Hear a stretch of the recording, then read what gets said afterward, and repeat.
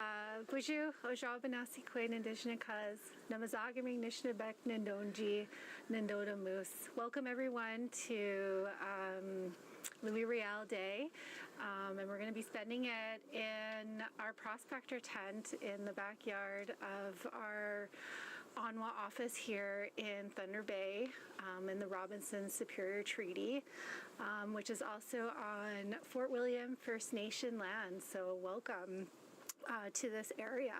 So we have with us a few people, a few guests who is going to share the day with us.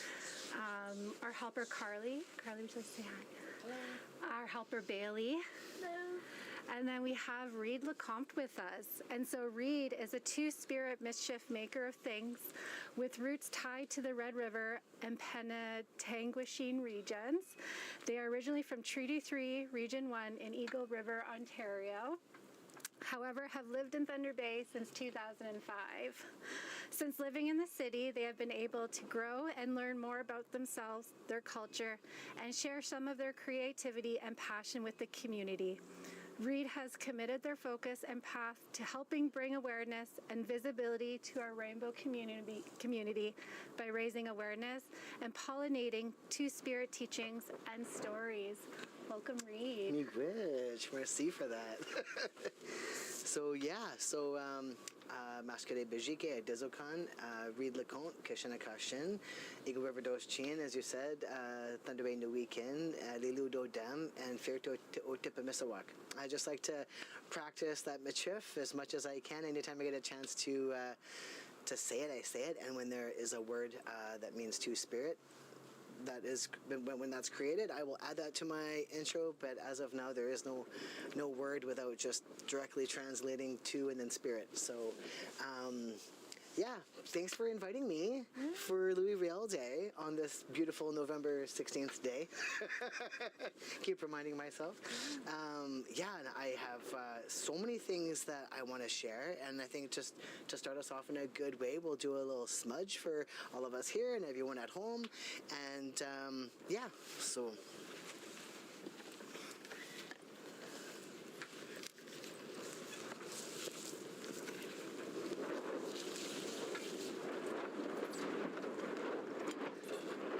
those November winds. Windy outside November today. winds, yeah.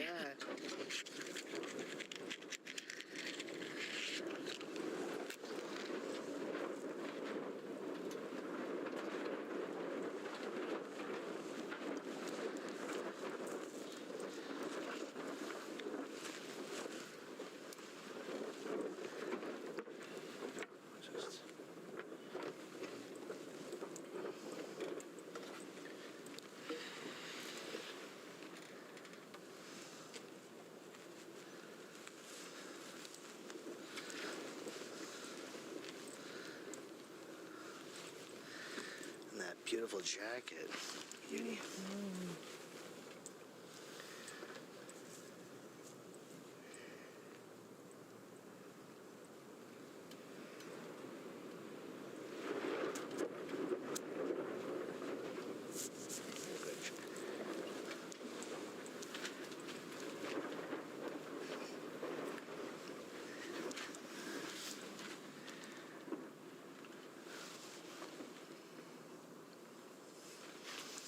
And for everyone at home,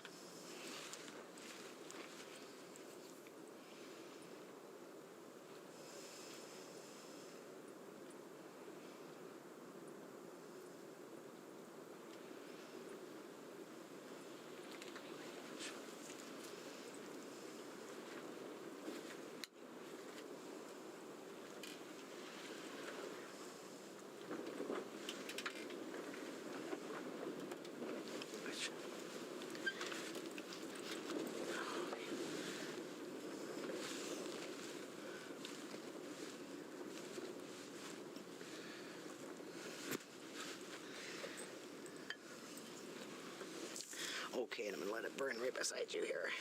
Okay. So welcome to the circle. I'm really excited for everyone that's joining us in person and online. And thanks for sharing space with us today. And maybe to start off in a good way, I'm going to do a song. It's a Cree song. It comes from it's a two-spirit song. It comes from the foothills of the Rocky Mountains, in northern Alberta, and it was shared with me from Gabe Calderon. And it's a one push song. It's a quick song, but what it means it's more of a pledge. It means I'll be of service to you, my grandchild, in the sense of not actual grandchild, but the next generation of two-spirit people. And as a two-spirit person, I like to honor all the two-spirit people also that are joining us, and all the two-spirit people that can't join us, and everybody. So everyone's a part of the circle. So the beginning of the song goes really fast, and there's not a real rhythm or beat to it. It's just really fast, and that's to give it's to honor that two-spirit entity that is like the winds that you hear around us right now. This wind is the two-spirit entity. Every time you see either on a dirt road or on the lake sometimes, or on the edge of a snowbank, you see the wind pick up and I don't have a better word for it than but when the snow does that, or the wind does that, that's male and female spirit spinning so fast that it makes one spirit, makes one entity. And so the first part gives homage to that. Yeah. It's like that swirling, right? The air. Off. Yeah, the air, yeah.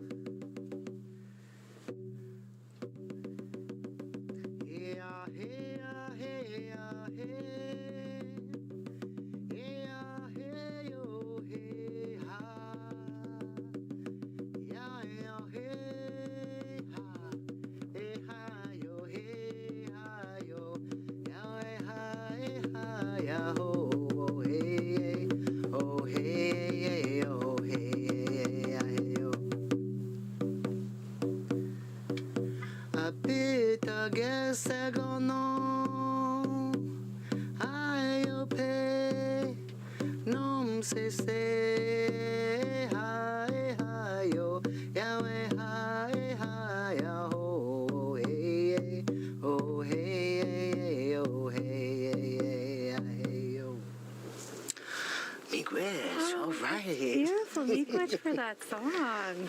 Yeah. And sharing that with our community. It's my favorite song. I sing it every night to my little guy as he goes to sleep, actually. It's his favorite song, too. So, yeah, Louis Riel Day. What are we going to talk about? Lots of things. I've been really thinking. I put some sema down, really thinking hard about what I wanted to talk about today and what I think celebrating Métis culture means to me and what that looks like to me. And so we're going to talk about a lot of stuff. And it's going to be mostly about art stuff, because I feel like Métis people really are a culture of people that really are embedded within art. And so if that's, storytelling, or if that's dancing, or if that's weaving, or if that's painting, or if that's whatever it is, there's so many different art forms. And I feel like, and so Louis Riel had this famous saying. This saying was, my people will sleep for 100 years, and when they awake, it'll be the artists that give them their spirit back. And it's my favorite quote, and I might be misquoting exactly verbatim, but you get the gist of it. And so that's my favorite quote, and a lot of times when I do art or when I am inspired, I often pull from that quote, or I think about that quote, and I think about all the Métis people in, like you mentioned, I'm Métis from Manitoba and Ontario, and there's a lot of political stuff around that. We're not going to go into that, but I have, on my mom's side, I'm Métis from Red River, and on my dad's side, I'm Métis from Petatingwishing area. So that's like Georgian Bay area, Muskoka kind of area there. And so yeah, I feel like art is a huge thing, and I was going to bring one of my pieces of art that had a beautiful octopus bag that I painted on it, but it was still wet, and I couldn't bring it in my truck. So I've been picking at it every day, and I was like, oh, not dry. I guess it's not coming today, but I want to share with a little bit of my bundle of all the different other things that I brought today. Some books I wanted to share. So I really think it's important to, on a day like today, if you don't know something about, Métis people, you're unsure who Métis people are, or you're unsure what does that even mean, or, maybe, look at find a good book, or, find a good artist. There's lots of musicians. There's lots of amazing art. Christy Belcourt's one of my favorite artists. Super famous Christy Belcourt, right? Everyone knows her art. So there's so many books here. I'll just pen through them. I won't go into detail about them, but Women of the Fur Trade by Frances Concan.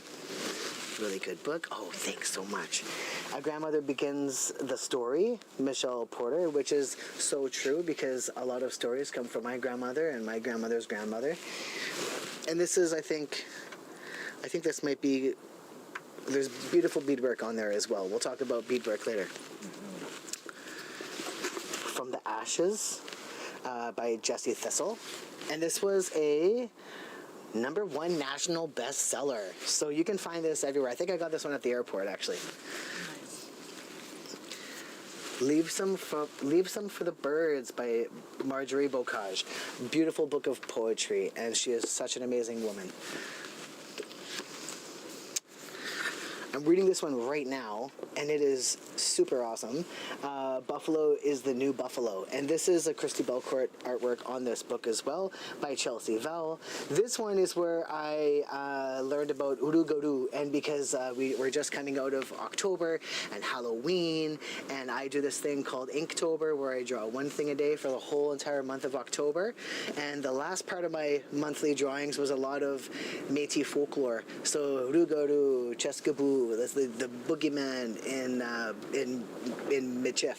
So I found a lot of really neat things about the Urugodu, and the Urugodu is like a werewolf kind of thing, but it's also like a human wolf kind of thing that can shapeshift.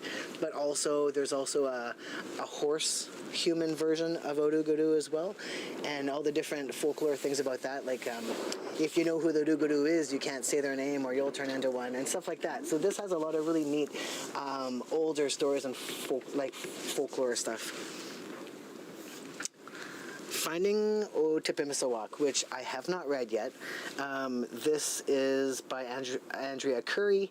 Finding Otipimisawak caught my eye because Otipimisawak is one of my favorite Cree words, and this word, it was actually what the Cree named Métis people. So the Cree people in Manitoba, they named Métis people Otipimisawak, and that means the people that own themselves. And that's one of my favorite words. When I say it in my intro, it's the only Cree word I have. All the rest is Michif, but that's the one Cree word that I'm like, no, that was the word that was given to us. Roostertown, the history of an urban Métis community, 1901 to 1961. Roostertown, super important read. I haven't read this book, but I've heard a lot of podcasts that are all about Roostertown. Roostertown was a place, I think it's where the horse races are. You might know better. Where the horse races are in Winnipeg, that was the region of Métis people that were taken back by the city, and that a lot of those people, left, and some of them, went to be roadside allowance people and didn't have a home. So Roostertown is a really important part of Métis history.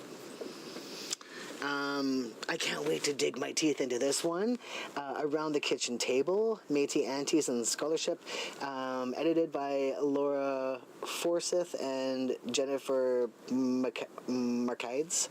And Around the Kitchen Table really caught my eye because a lot of the stories that I heard were sitting around the kitchen table. So often being the kid that was sitting at the table having coffee with way too much cream and sugar, just listening to the old people talk are some of my best memories. So when I saw this book, I was like, ooh, I definitely want to read this one. Just my stack of books I want to read soon, but it takes me a while to get through one. Métis Music, Stories of Recognition and Resurgence. This is a really amazing book. I flipped through it a little bit. It has a lot of different songs and specific, like songs that are specific to Métis, and the regions they come from and the people that brought them into the culture and all these awesome little tidbits. I'm also a musician. I play mandolin. Probably going to learn, I said I was going to try and learn the fiddle after Inktober, but it's too much to take on during Inktober. But I'm definitely can't wait to try out some of these songs, see if I can get them. One of my favorite songs, I don't think it's a Métis song, but my grandpa always plays it. It's Wildwood Flower. If you have YouTube or something, check out Wildwood Flower on a fiddle. And it's the nicest song you'll ever hear, I swear. So in that book, Yeah. the Métis music, does it actually have like the chords in there, or is No, it it's just all like really? it's like words. Oh, It's okay. words, and it talks about where they come from and who brought them in and where the inspiration comes from and the resurgence of music and stuff like that. And we'll talk about that too. And I've started this one. Let's see how I didn't get too far in this one. It's a definite. Let's see where I got. Yeah.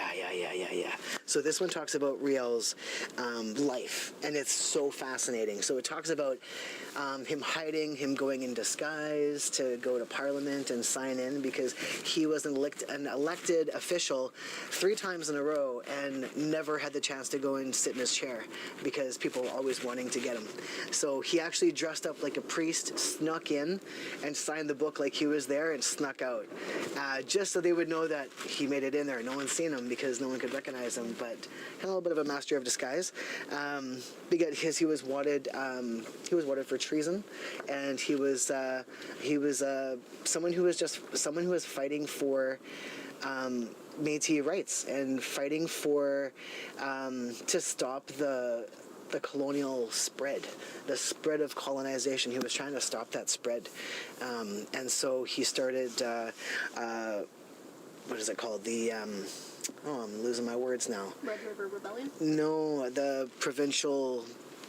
There's a group of men that were all buffalo hunters, and they were the first government of Manitoba. And all the captains of the hunt, and other people who had there were people that might have been were able to navigate the colonial world or the Western world a little bit. Were the ones that were chosen to go and do that fighting.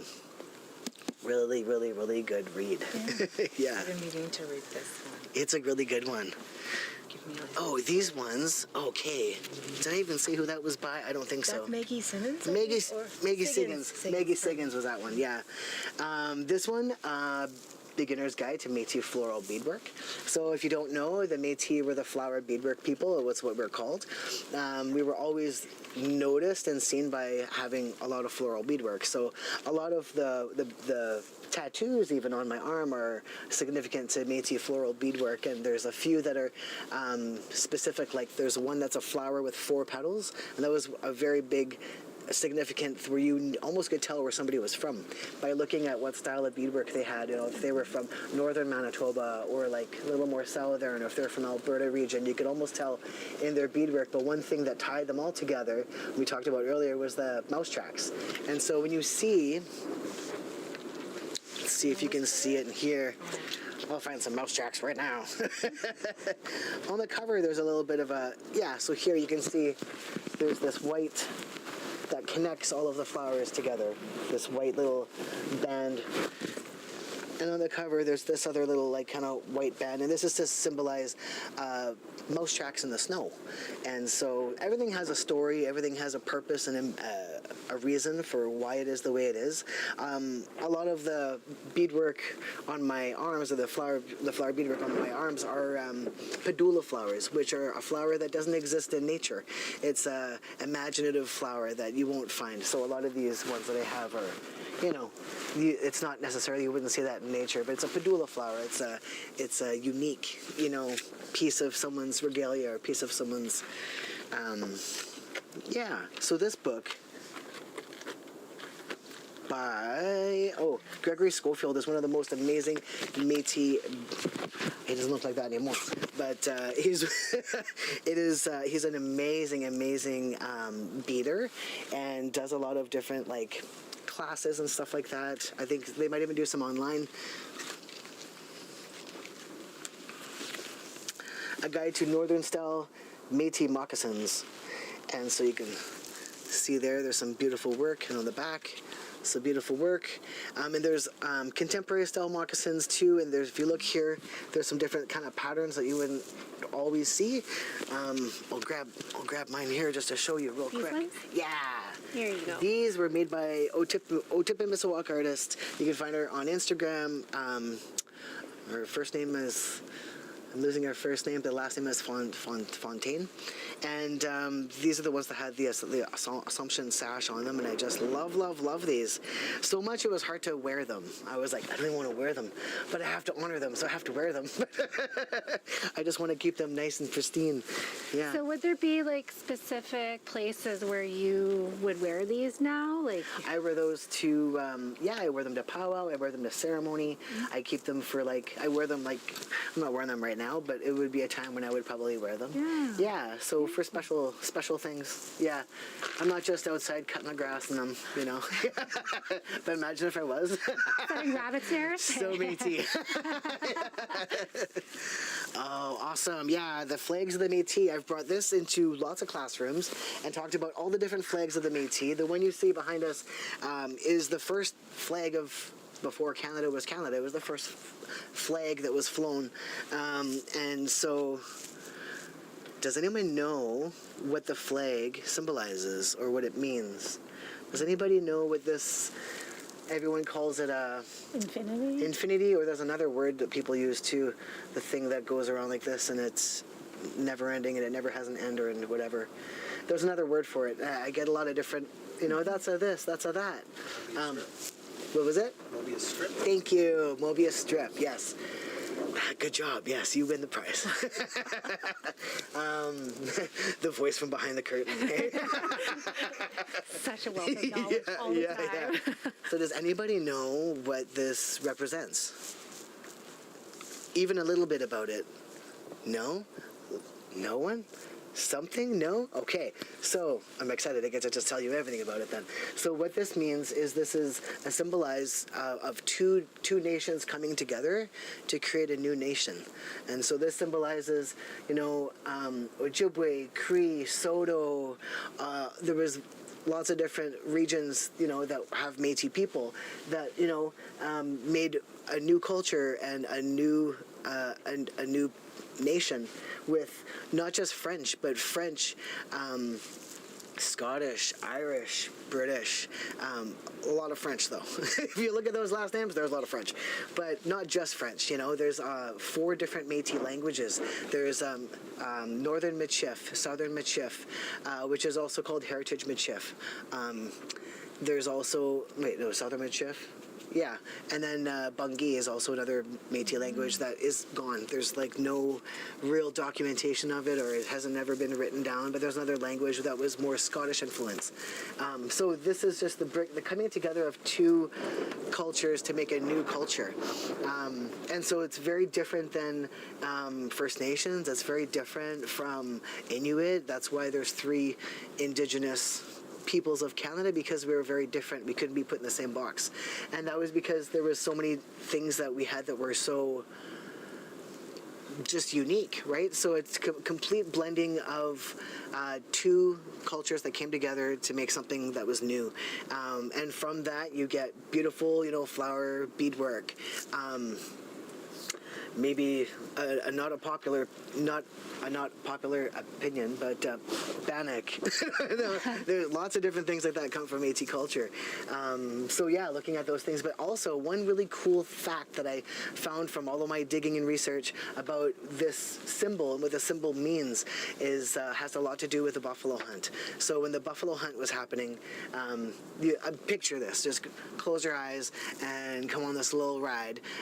You are in a cart cart, and there's like 2,000 carts. Your whole community are going across a field looking for the herd, okay? Squeaky. There's no nails. There's no nails holding those things together. It's all just wood in, in grooves and like. And so what would happen was it was super squeaky, and it would scare the herd. So they would stay kilometers away from the herd, and they would, they would have a couple scouts. So there was different roles in the hunt and in community. You could be a scout, you could be a shooter, you could be someone that's really good at preparing the meat. You could be someone that's really good at packing and making sure everyone's ready to go. Maybe your forte is like keeping everything sharp, and knives work a lot better when they're sharp. I mean, you would probably know all about that. So whatever your gift was you brought it to the hunt, and everybody would go at the same time. You'd be gone for 3-4 months, and each family would get a couple of bison. And it's funny because we were called the buffalo hunters, and we never shot a buffalo. They were bison, but they were about, like, we were just known as being the buffalo hunters, but they were bison, and they were plentiful back in the day until the late 1800s when colonization tried to make it hard for our people to survive, and a lot of the buffalo were over hunted, and there was, I think they're almost extinct. They went down to a couple hundred, and so all of these carts. Oh yeah, come back to the carts. Squeaky, super squeaky, going across the field, and you have your scout is maybe 2 kilometers ahead, and but it's a big field, you can see, and all of a sudden you see this kick of dust, and you see it's getting real dusty. That was the call. Get ready, get ready, get your hunting knives out. The hunt's happening. That when the dust would happen, they would grab a handful of dust and throw it up, or they would ride their horse in a big figure 8, real tight and real fast as they could, kick up as much dust as they could on their horse to let everyone 2 kilometers away know, go time. Let's go. It's go time. And I find that really fascinating. That's not a part that's talked about a really beautiful aspect of why the symbol was chosen to be the Métis flag. It has a lot more to do with than 2 cultures coming together, but there's a lot of other history that goes along with it. And that's one of my favorite stories about the Métis flag, is that's part of our culture, part of our hunt, and our hunt is a big part about who we are. So yes, this book has all different things. I have a couple of different flags that I brought. You might have seen also there's like a red one. There's a blue one. So the red one was a big part of the Northwest Company, Hudson's Bay Company. There was different ways of telling what kind of Métis were you, who you working for. But a lot of my ancestors didn't work for either of those people. And so if you imagine this, there would be, let's say, a couple hundred years of your family doing what they do and being people that, do the hunt and do this and are trapping and selling furs and doing this for a long time without having a permit, or without having to have a permit, because that's just what your family did. And then all of a sudden, you get the Hudson's Bay Company and you get the Northwest Company, and they're fighting about who's got the land. And really, it's nobody's land. Everybody is living on this land, right? And so all of a sudden they imposed a permit system where you had to have this permit, or you weren't allowed to have hides, or you weren't allowed to have, your family's, like what you did for a living, you weren't allowed to do anymore. So a lot of people, like my ancestors, fought against that and didn't work for either, and were just like freemen. They called themselves the freemen. They were just not a part of any of it. They were just doing what they did and living their life. And so what would happen if you didn't have a permit? They would steal your stuff. They would take all your things and go, oh, you don't have a permit, and they would take your stuff.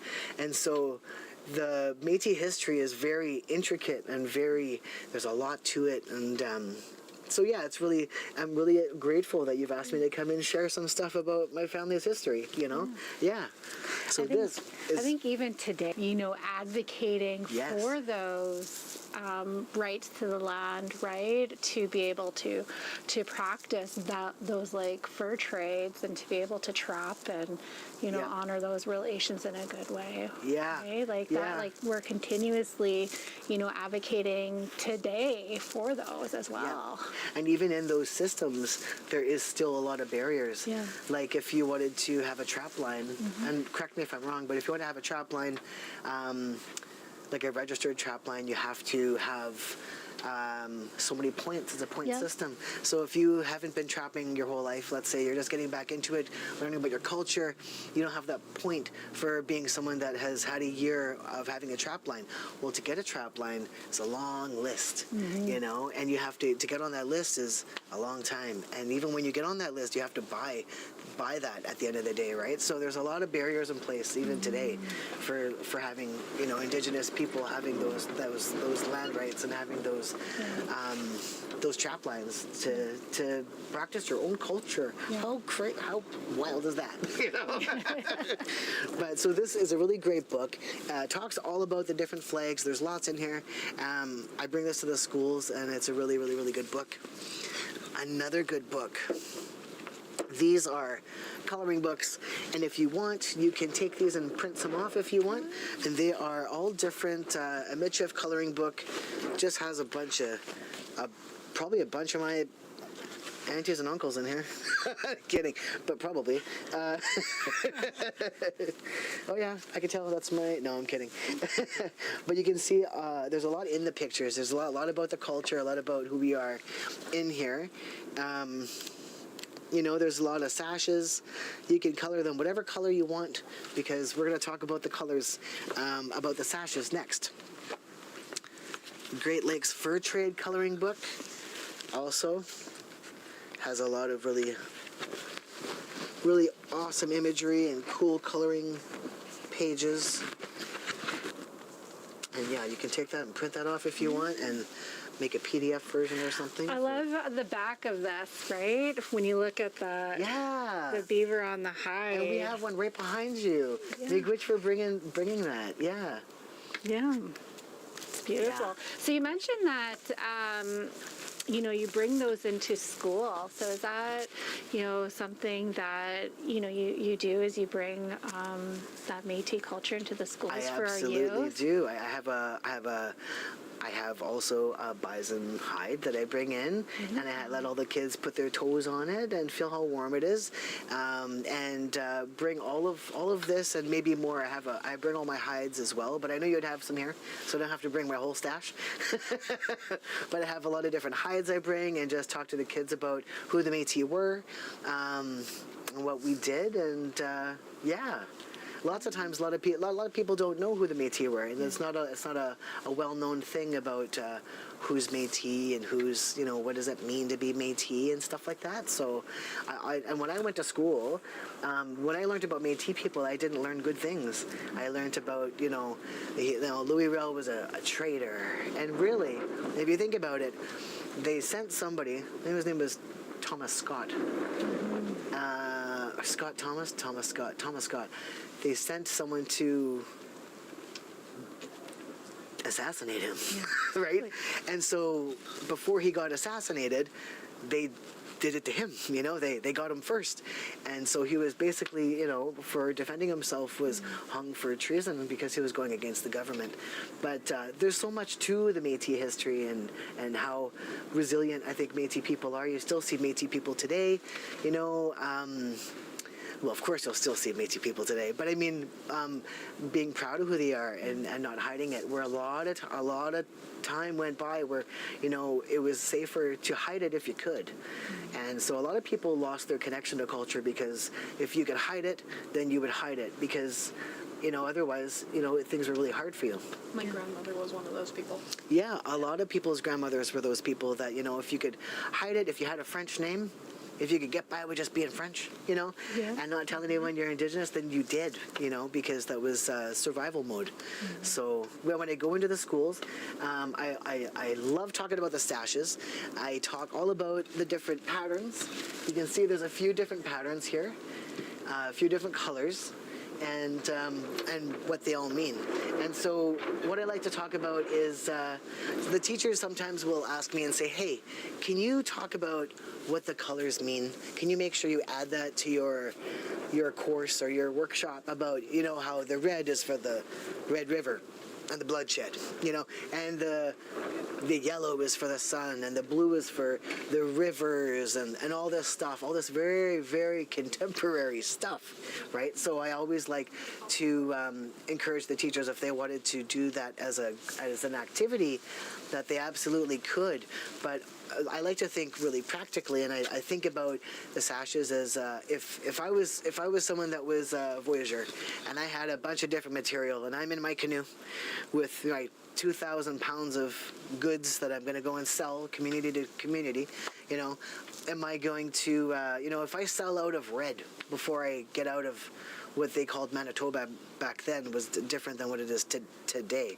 If I sold out of red, and I get around the perimeter, and all I have is blue left, and I sell out of all my blue, and then all of a sudden all I have left is some yellow and some darker colors and some, does that mean that is does that have symbolism into that community or where people are? No. That's just what they had at the time, and it was a tool. So before we do any jigging, we're going to have to do some stretching, because you're going to hurt. So at home, make sure, if you're not giving yourself some time to get some stretching in. So I do have a question. Yes. So I've seen, different ways of people wearing their sashes, such as, Carly and Bailey are wearing. Yeah. So is there a certain way that you would wear them, or that you would put them on, or? Well, I'm going to get to that. So Okay. When you wear a sash, it's whatever you need it for. It's a tool. Right? So it wasn't a fashion statement. It wasn't like, oh, I'm wearing blue today, I want to have my blue matching sash. Maybe today you might, but back then your sash was a tool. So you would have, let's say, I'll grab the one that has blue. So this one, let's say, so this is what this was used for. If you can think of as a survival tool, this was something that you would put in your bundle as a survival tool. If you're walking through the bush and you trip and you split your pants, and you don't want to be cold and wet, and like you got branches rubbing on you and you portage, it's not fun, right? So at the end, you have these loose strands where you could easily take a bit of this thread, cut it off, and you could sew your pants up. If you were going to, they're all different sizes if you notice too, right? Yes. Let's say I'm going to come trade with you, okay? Okay. And you have some beautiful beaver pelts. Yeah. Okay? There you go. Let's see. Well, back then you would probably stack them up, and you'd have a whole bunch of them, right?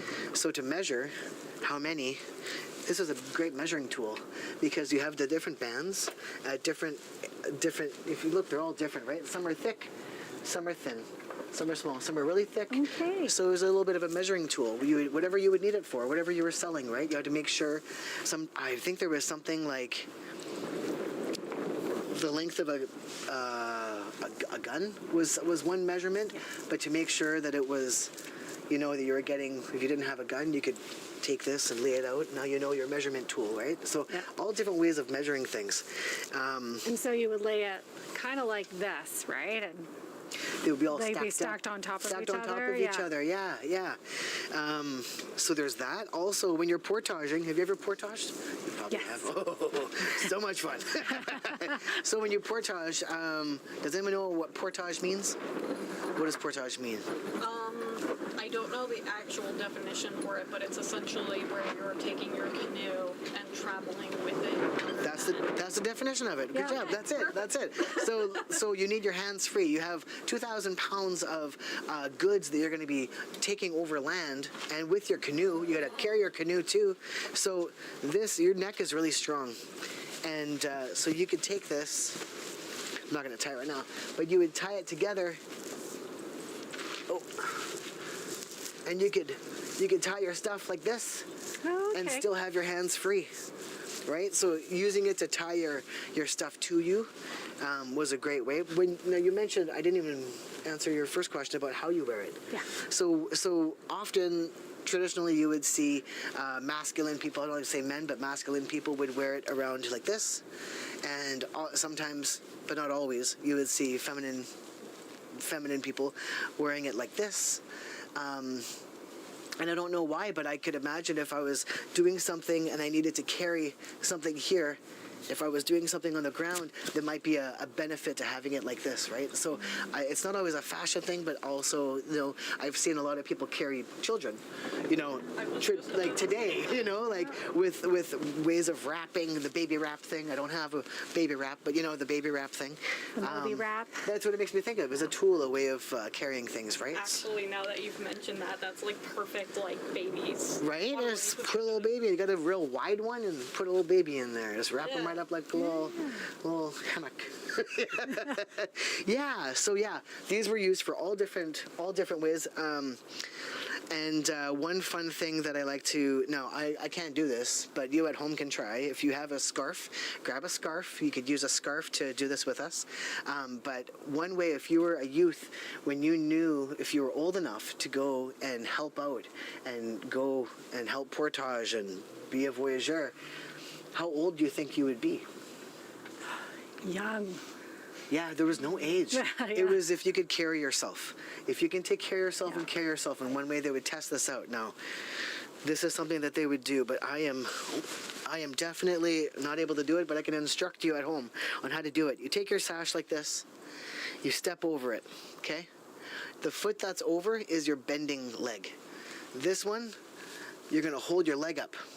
If you can go all the way down, I can't even get a little bit down, all the way down with this leg and make your knee touch the floor and push yourself all the way back up on both legs, then you were able to go and go with everyone and go and sell your wares, but you had to be able to take care of yourself. They couldn't be taking care of anybody. There was already too much work to do. So this is what you had to do. You had to be able to do this, go all the way down, all the way back up, and without having your foot help you to get up. So that was one cool thing that they would do. Also, at the end of a day of all this portaging, like, it's a lot of work, right? It's a lot of work, back and forthing, all that stuff, plus your canoe, 2,000 pounds of materials. Best way to actually have, so does anyone here do any workout or do a little bit of workout stuff? Anybody? No? Okay, well, I work out a little bit, and I'm real bad at it, but when I work out, you have to cool down. If you just work out hard and then go and sit on the couch, you're going to be sore the next day, and you're not going to be able to work out again, so you got to take care of your body. You're doing that, you have to get up every day, you got to get up at the crack of dawn, and you gotta go get your stuff, get in your canoe, and keep going, and you can't stop for like 3-4 months. So you had to take care of your body. Eat healthy, eat well, which out, you know, when you're portaging, you're eating a lot of fish, you're eating pretty good. Maybe some wild rice, whatever you have in your pack. So you would have to do something to keep yourself limber and cool down. So after a hard working day, jigging is what people would do. People would jig. It was fun.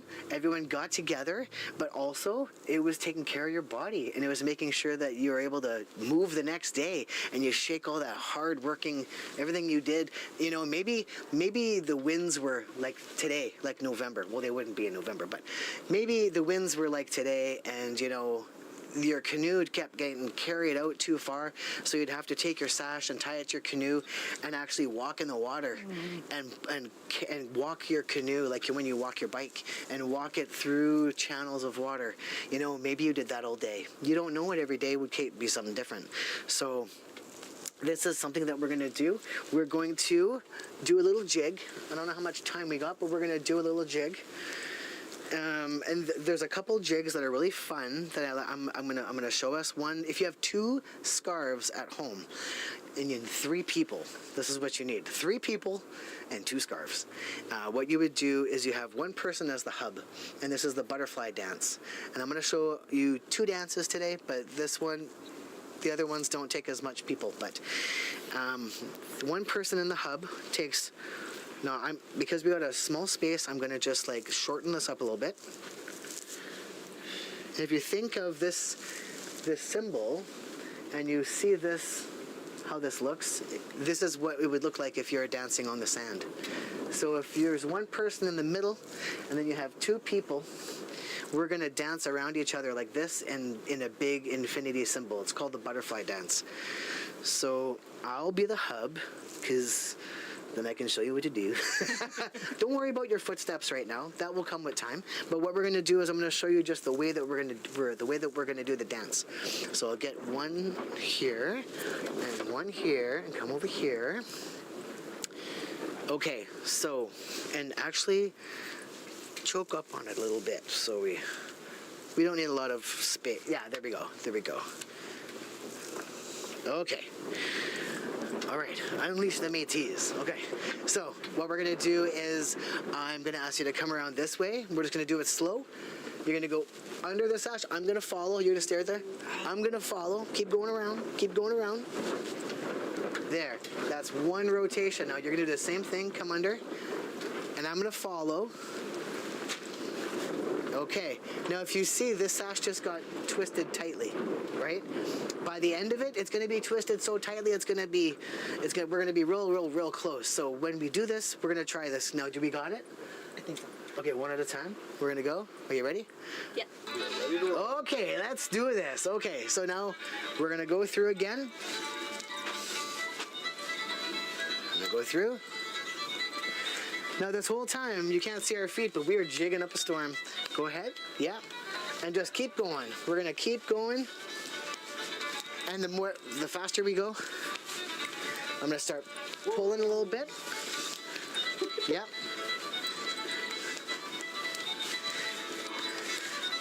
Oh, wow. We got it. We got it going. We got it going.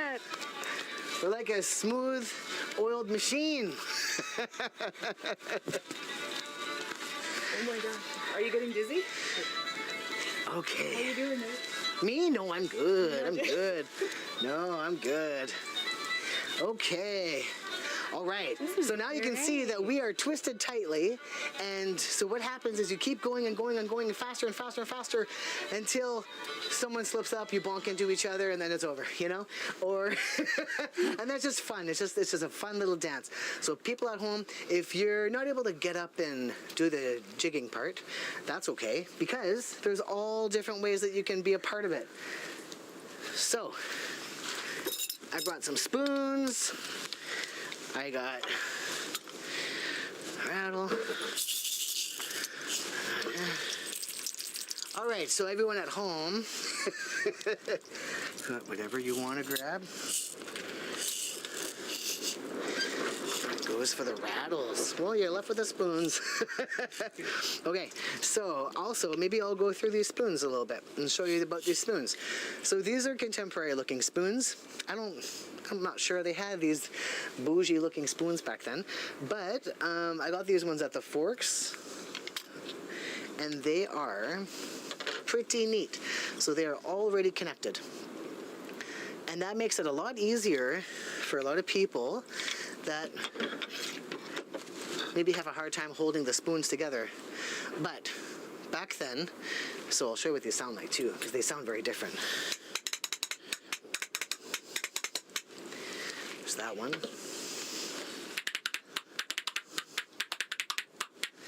Those ones. And these ones. So they all are different sizes.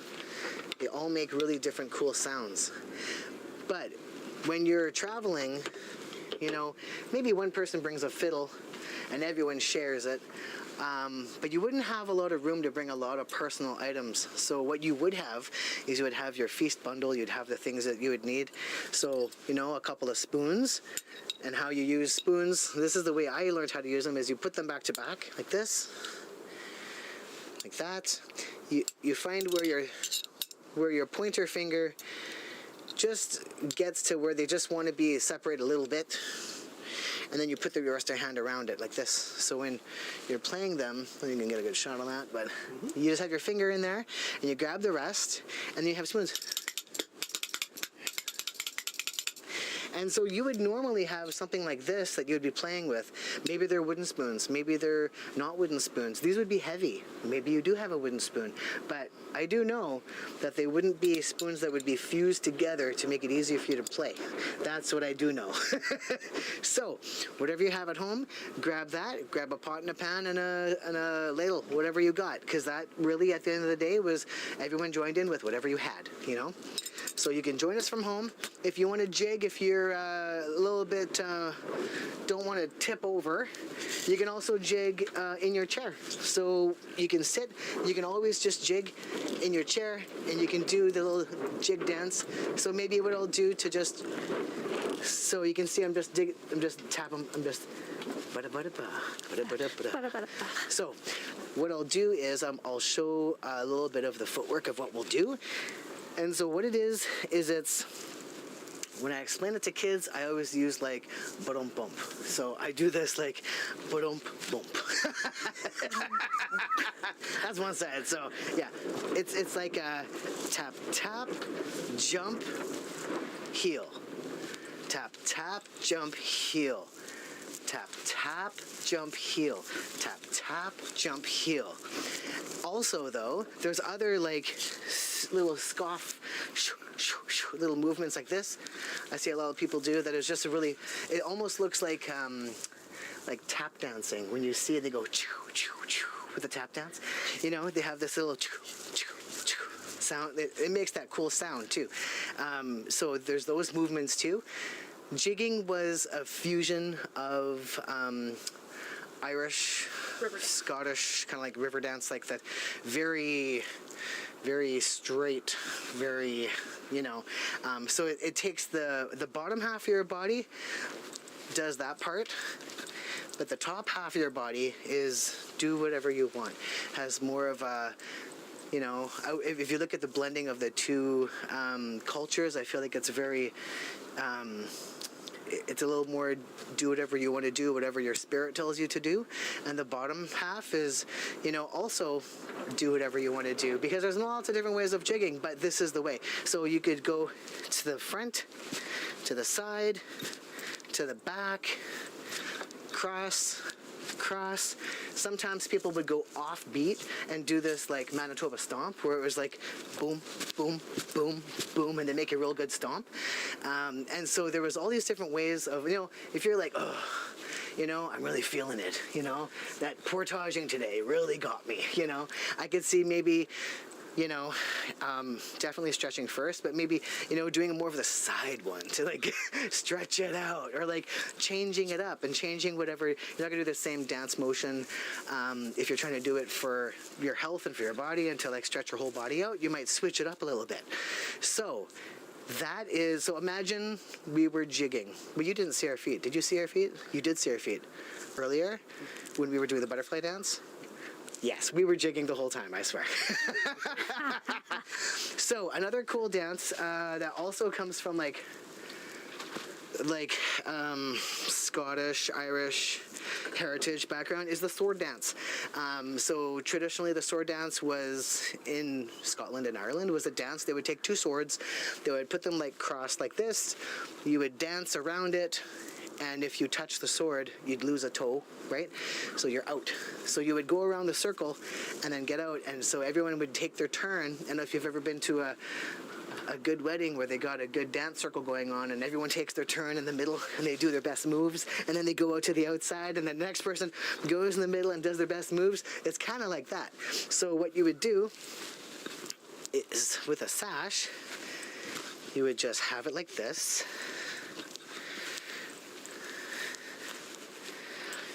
And we would just pretend that those are swords, and sometimes if someone's not feeling up to jigging, if there's anyone in the background that wants to be the referee, or the judge, if you see the sash move, or you see someone's toe hit it, you can go, oh, you're out. So we'll start the music up again, and I'll show you how we're going to do it. You can go clockwise, counterclockwise, it doesn't really matter. You can go bounce crossways if you want. Whatever your spirit tells you want to do, you can do.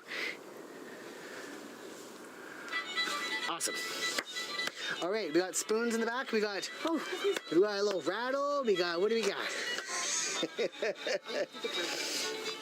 Okay, So how does it rattle? Just like... Yeah, whatever you want. Yep. So, oh, and the song's over. That's okay. We're gonna start it over. Yep.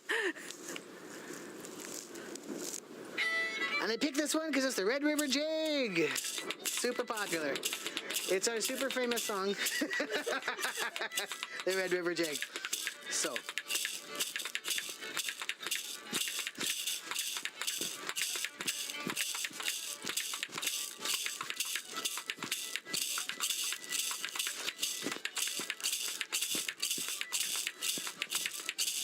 All right, so it would be your turn, whoever nods in.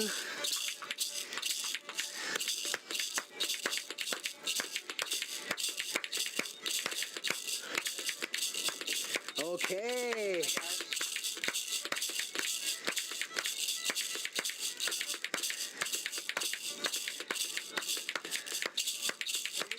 Awesome.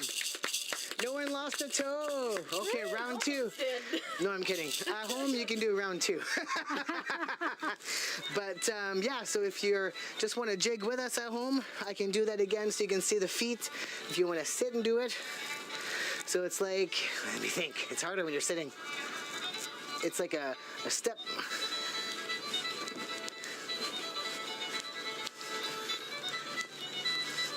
So it's like a little bounce, just bouncing your toes and hitting your heel, whatever feels comfortable to you.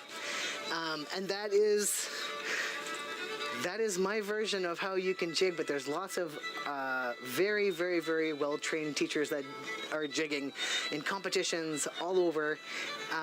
You can check them out online. There's wonderful competitions with people that do jigging to modern music, old music, modern music. I love seeing that that dance is still being kept alive by young people. Yeah. Because it takes young people to be able to do it. No, I'm kidding. But it's a good workout. It's good cardio. It's a good fun little thing.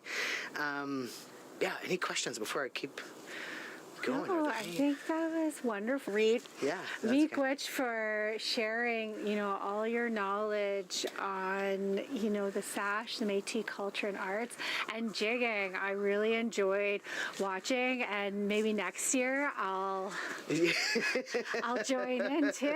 You'll stretch first and I'll get jump some in there in before I come in. But yes, yeah. Miigwech for having me and letting me come and share just the stuff that I know. There's lots of things that I'm still learning, and maybe next year I'll come with some new stuff.